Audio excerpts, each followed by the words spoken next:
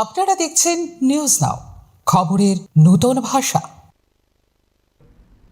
নমস্কার, news now এর পর্দায় আপনাদের প্রত্যেককে অনেক অনেক স্বাগত। এই মুহূর্তের একটি বিশেষ সংবাদ নিয়ে আপনাদের সঙ্গে রয়েছে আমি সুপর্ণা।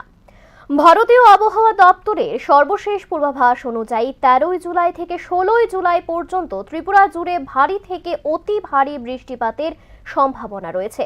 আগামী 24 ঘন্টায় পশ্চিম ও সিপাহীজলা জেলায় 7 থেকে 20 সেন্টিমিটার পর্যন্ত ভারী থেকে অতি ভারী বৃষ্টিপাত হতে পারে। এছাড়া রাজ্যের বাকি জেলাগুলিতেও 7 থেকে 11 সেন্টিমিটার পর্যন্ত ভারী বৃষ্টিপাতের সম্ভাবনা রয়েছে। পরবর্তী 3 দিনেও পশ্চিম সিপাহীজলা, গোমতী, দক্ষিণ এবং খোয়াই জেলায় ভারী বৃষ্টিপাতের সতর্কতা জারি করা হয়েছে।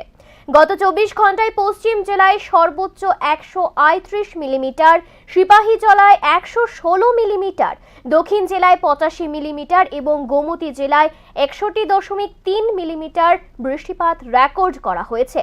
ভারী বৃষ্টির জেরে জলাবদ্ধতা, রাস্তা ও সেতুর ক্ষতি, ভূমিধস, যান চলাচলে বিঘ্ন, পাশাপাশি নিচু এলাকায় বন্যা পরিস্থিতি তৈরি হতে পারে বলে আগাম সতর্ক করেছে আবহাওয়া দপ্তর।